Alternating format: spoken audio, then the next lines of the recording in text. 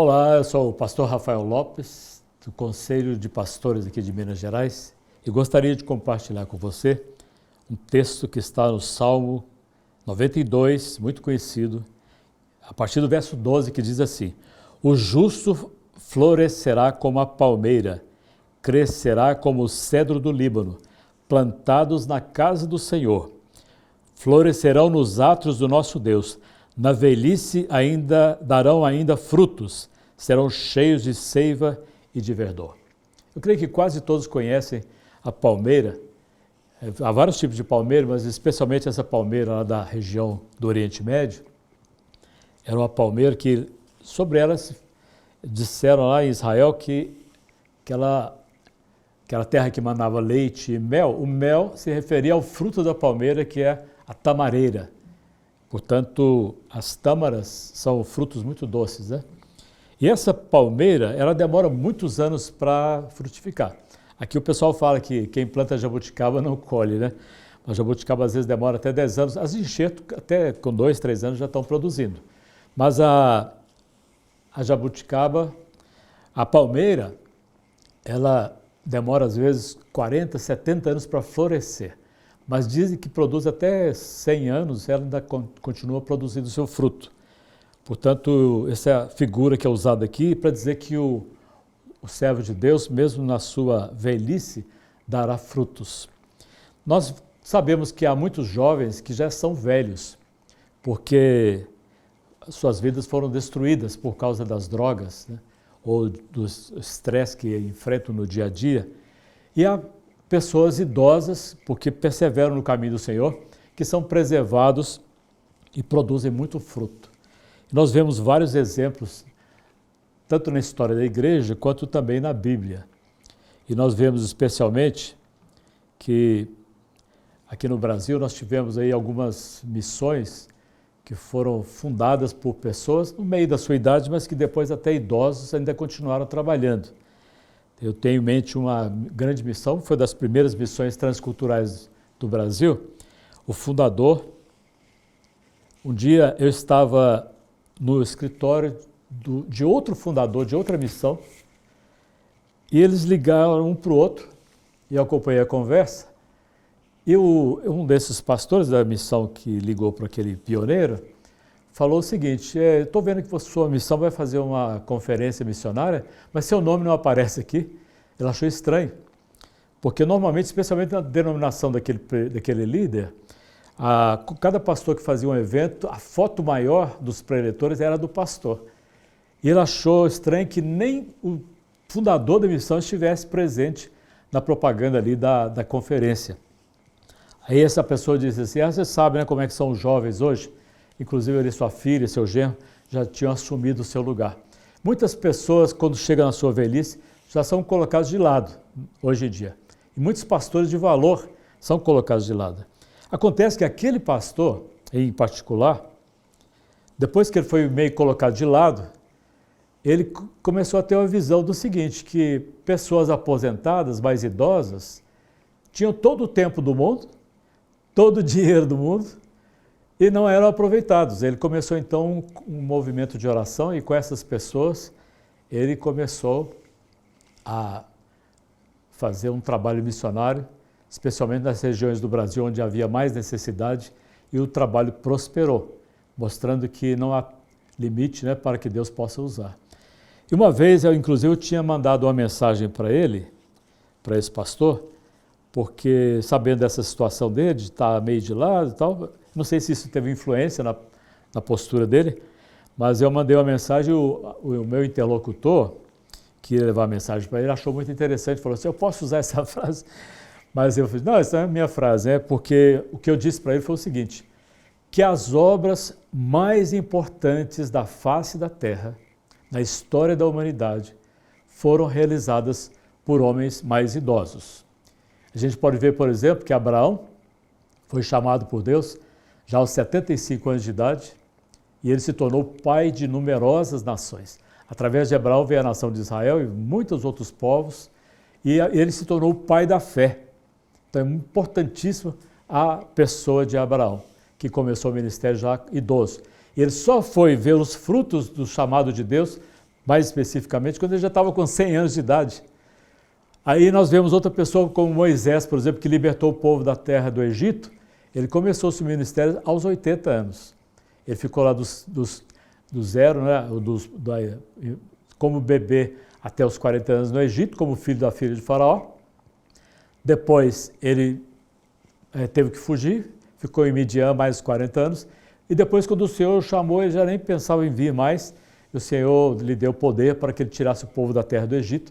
E ele já estava aí com 80 anos. Então Deus o usou para libertar o povo. E nós podíamos citar muitos outros exemplos. Mas um grande exemplo que eu gostaria de dar é de Noé.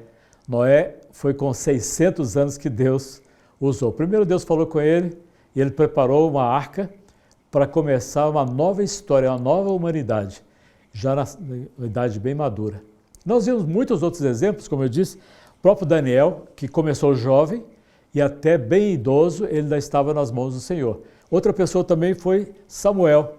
Samuel, ele já é bem idoso também, ele estabeleceu o reino, né? Foi uma pessoa muito usada por Deus e intercedeu muito pelo povo de Israel, conduzindo-os em vitória pela fé.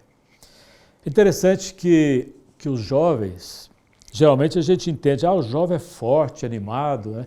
Mas o jovem é sonhador. O jovem não entende, né? Isso é o que as pessoas dizem, o jovem não sabe, ele é sonhador.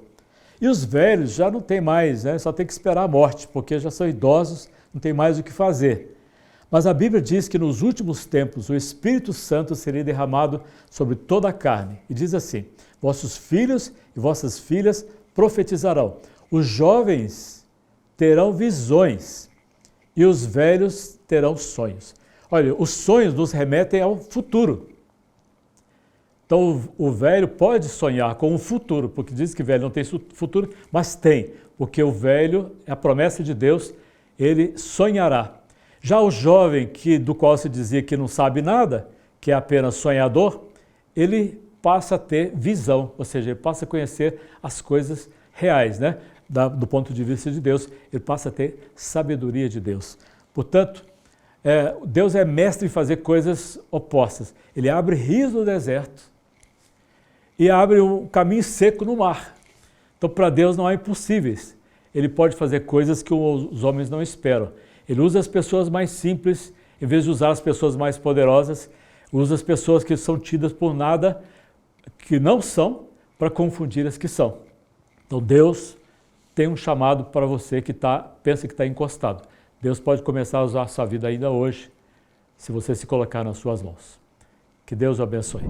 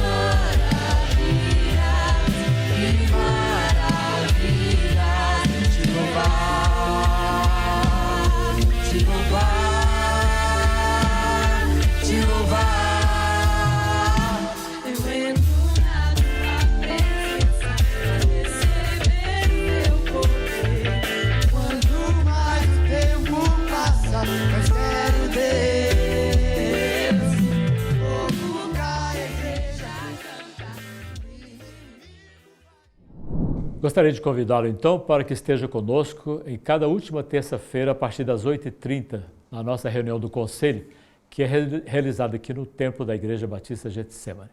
Vamos então orar. Pai querido, nós te louvamos pelo teu grande poder.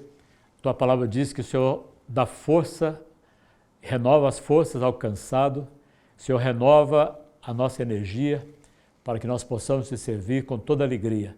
E oramos, Senhor, para que não passe essa geração sem que proclamemos as virtudes do Senhor, para que o teu reino se cumpra em nossas vidas. É a nossa oração em nome de Jesus. Amém.